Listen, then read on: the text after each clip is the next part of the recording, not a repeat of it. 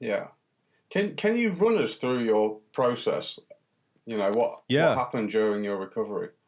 So for me, if I were to distill down, well, so let's take a step back. So one thing that when I first ended up in rehab, one of the things they had me do was create a physical mask. So it was like a mask to represent the person that I tried to portray to the world. And then they had me make a picture of like who I really am. And there was like such a big difference, right? The mask, I was like trying to be so tough, and I had all these like cutouts from magazines of like celebrities and athletes. And then, I feel like this broken little child inside. And so one of the things I learned was addicts were masks. And obviously we're like in a pandemic. I don't mean physical masks, like the masks of hiding yourself. And so the thing is that when I went into the real world, I learned that leaders wear masks too, and the entire professional world has masks all over the place. And so we talk about how we want authentic leaders, but we don't actually have authentic leaders. Like, when was the last time you heard a politician answer a question with "I don't know"? Like, we don't have that. And so one of the things that I found was, by systematically applying my recovery, which teaches me how to live what I call mask free, I was able to operate in my work environment in a way that was fundamentally different than other people. Like, so in my work, I've now assessed over 1,500 leaders and worked with like really big companies like Google and Dell and all this other kind of stuff. And there are four masks that are worn in every company around the world by its employees. So the first mask of saying yes when you could say no.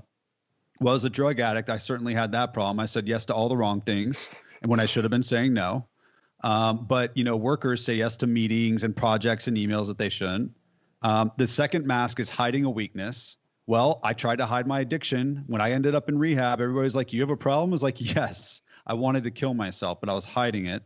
But in practical and work environment, people are hiding the fact that they don't know how to do this thing or they don't have a skill. I once spent 22 hours trying to hide the fact that I didn't know how to use Microsoft Excel instead of asking someone for help. The third mask is avoiding difficult conversations. So anytime that I thought someone was going to do like an intervention on me, I would avoid them. In active addiction, addicts know how to avoid difficult conversations, but 70% of employees at companies are avoiding a difficult conversation with their boss, coworker, employee. And then the fourth is holding back your unique perspective. My entire life, I've been this like sensitive, emotional dude, and I thought it was such a liability. And so I tried to use the drugs and alcohol to cover that up. But one of the things I learned was having EQ actually is a superpower in and of itself. It's a unique perspective. And so Yeah, inside yeah, companies, you see employees with their boss's boss in the room that are scared to share what they really think. And just like I was scared to share what I really thought when I was out there using. And so what I learned was systematically applying the principles of recovery to leadership at work will differentiate you, not just in a way that makes you just different, but actually gives you a competitive advantage, saves you time, gets you better results, helps you grow faster. And I started systematically applying these principles in my work, and my career started to just absolutely skyrocket.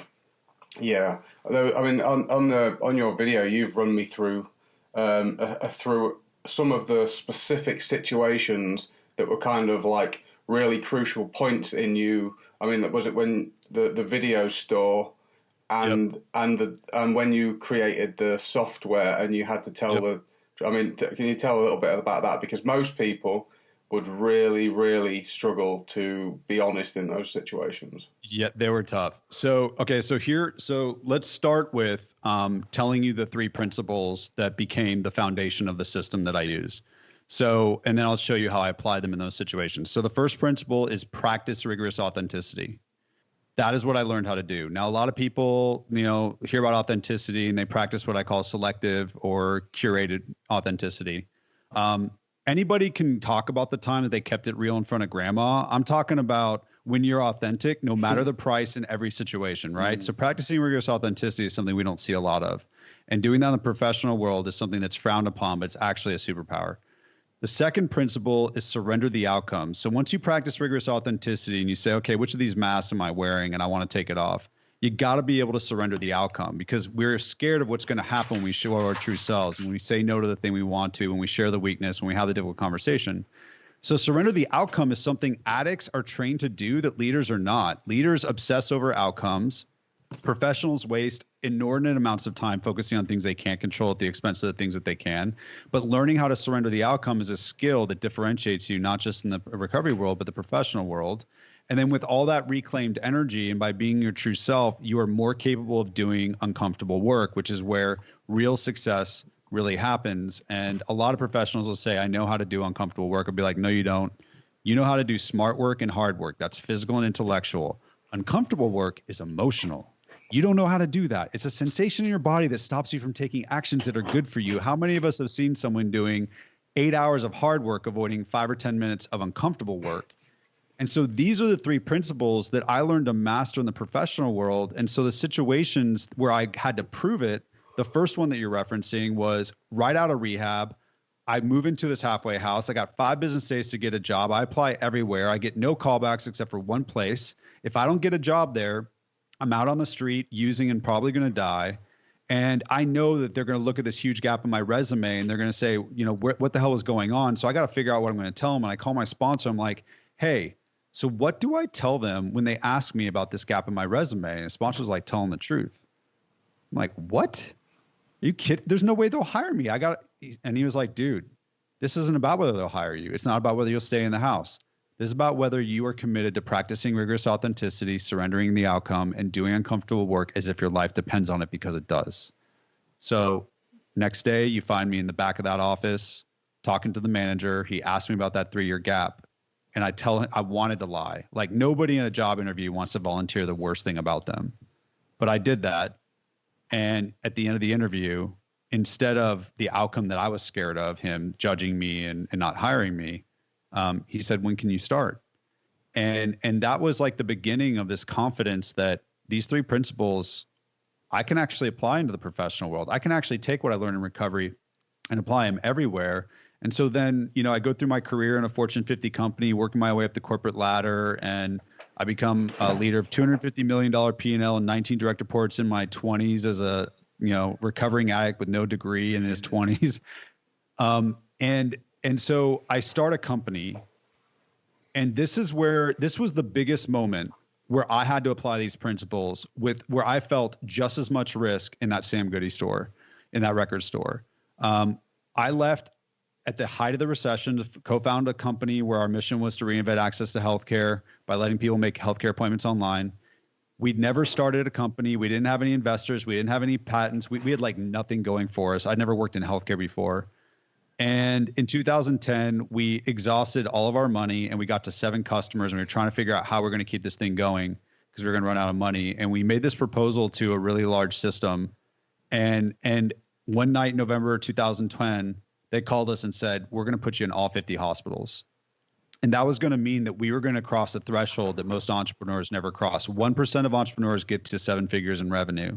And that was going to help us go from a tiny, tiny startup to like a real company.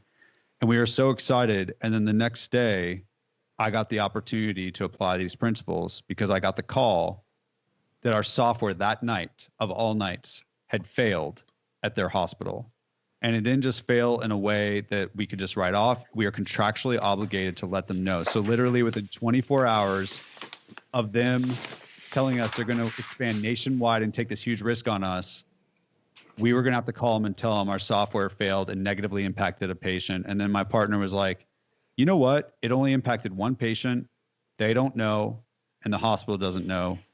Let's not tank the company and go bankrupt and ruin everything. Let's just fix the problem and keep moving. And I had 8 years in recovery at that point, and I had never been the leader of a startup, but I knew how to practice rigorous authenticity, surrender the outcome, and do uncomfortable work. And so I had to do that. And the first thing I did was practice rigorous authenticity. I wanted to hide the weakness of our company. I wanted to hide this mistake. So that's the weakness. So what's the outcome I'm scared of? I'm scared of what my partner will think. I'm scared of what will happen to the company, what will happen to me financially, what the customer will think, what will happen to the expansion. I can't focus on what I can't control, can only focus on what I can. And with all that reclaimed energy by surrendering the outcome, using the process, I was able to do the uncomfortable work. And I called them, told them about the mistake, and then they started laughing at me. And I was like, okay, we're screwed. And they're like, no, we're laughing because nobody ever calls us if they've impacted 1 patient. It's only if they've impacted 20,000. And that became the cornerstone of how we built the company. Like they wanted to expand even faster because they felt like they could trust us. Yeah. But more importantly, I had a story that I could tell every employee and every customer after that to say, hey, you see these values on the wall? They're not just values on the wall. This is how we live. This is how we do business. And we operate in a fundamentally different way. And that's what allowed us to like beat out competitors that had 500 employees when we only had 50. It's amazing. And, you know, I've witnessed the same in my own life, how when you're absolutely terrified and don't know what to do, and every option seems like it's going to be a bad one no matter what you do, and you don't know what to do, there's a really simple answer. Yes. Tell the truth. What is the next right thing? Surrender the outcome and do. And guys, get a pen and write this down, because essentially what you've done is you've compressed the 12 steps into the 3 core. Yes. The most basic, the most simple version of the whole thing that you can. Write this down, because I have, and I've been, you know, all of these things have been things that I've been kind of aware of, but like not on such a simple process that you can follow. I mean, telling the truth fixes. It's so profound how it does it, but it's like, if I do this, it will be a mess. But then you do it anyway. And it's not. It somehow, it kind of puts you in the place where you needed to be.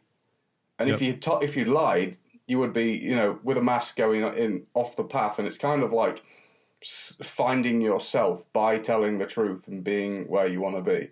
And it's amazing. And like I say, it's profound, and it just gives you a faith, doesn't it? Faith in something else, and telling the truth itself.